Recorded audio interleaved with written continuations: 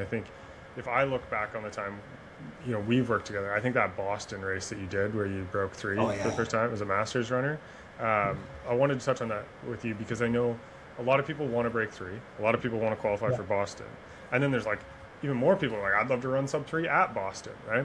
And Yeah. you did that, as you noted, well past the beginning age group of Masters runner. Not saying Yeah. that in a derogatory sense, to be clear, but Yeah. what was that like for you? Because if I recall, that was the like rainy gross year. Is that correct, or was it the warm Yes. year? The rainy gross Yeah. year. No. Yeah.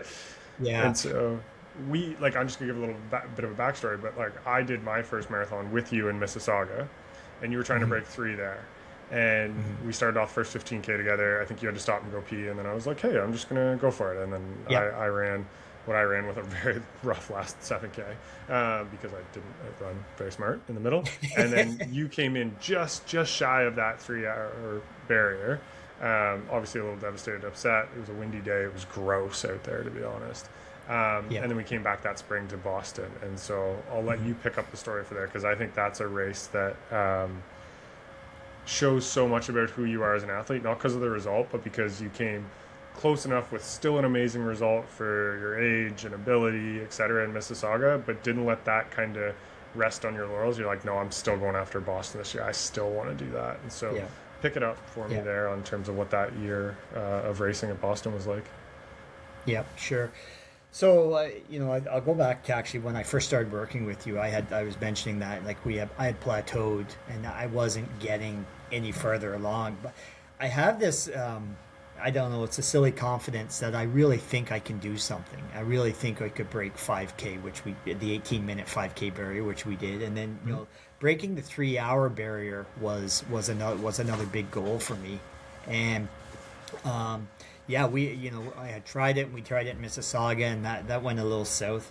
But that's the marathon, right? Like Mm-hmm. it's unforgiving. And the day that happens, we were running along the shoreline there at Mississauga, and the wind and the waves are literally soaking Yeah. us. And it wasn't supposed to be raining at all, but it was. Yeah. It wasn't supposed to be windy, but it was. It was like, well, whatever. You just adapt. I was a little bit frustrated at that one though when I came in because it was like, man, how much more do I have to give here? Like I'm Yeah. trying so hard to break that three barrier. And then, do I really want to keep going at it? And, it's that 24-hour rule, right? Your 24 hours of happiness for doing a great race or 24 hours of sadness for doing a crappy race. Well, the 24 hours goes by and it's like, okay, you know what? Yeah, we have unfinished business. Let's do this. Sign up for Boston. And I had qualified for Boston a number of times, but I had never gone down to Boston because I think I'd said to you, I don't want to go to Boston until I break 3 hours on the qualifier, which is, I know it sounds probably a little arrogant, but it was kind of what I had in mind in my Yeah. journey. But it's like, you know what? Let's just do this. Let's go to Boston. There was a group of us going down, and Yeah. that meant there was going to be a lot of us training and stuff like that, and we had a good ramp up. And part of the reason I like working with you is because you have found, I always say, the recipe, and I know Knobs had agreed with me the one day on that. We talked about, you found my recipe to make it work, right? Like we all have this blind side when we're working by ourselves, and I've acknowledged that a number of times with you. And like you found the right recipe because you understand how I train, how I want to work.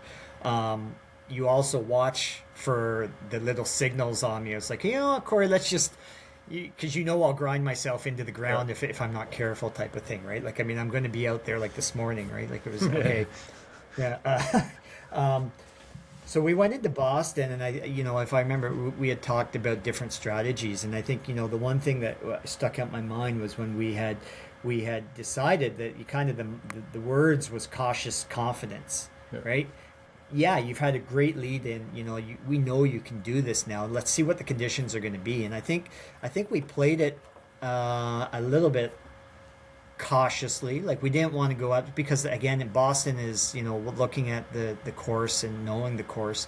You want to be careful on it because it can really make you feel far faster than you are at the beginning and take it all away from you at the back end. Yep. So we had actually set up my run to be like a training day with kind of the way we get down the paces, we allow the paces to flow with the train. and then see what the last 5K have for us.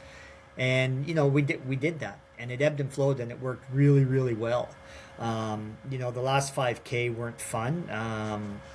My coming down that back half, it was like, okay, you know what, you got to hold tight there, calves. I know you want to quit on me, but it's like, well, where's that knee coming from? I don't know what that is about, but okay. But the adrenaline also brings you in on that last 5K type of thing. And I think as it was cold or cool. Yeah. And certainly there was a rain and a mist, and I actually remember when I crossed the finish line, I think the heavens opened up, and it was just like a torrential downpour, and it's like you got to go down through the corral. It's like a kilometer away almost. And Diana, my wife, she was sitting at a restaurant down the street, and I was like, oh my God, I'm hypothermic and soaked as I'm going down. But man, and I think we ended up around 258 or something like that. Yeah. And I broke 3, and I think it just goes to show that, like, I mean, you gotta stay confident, and you gotta stay optimistic.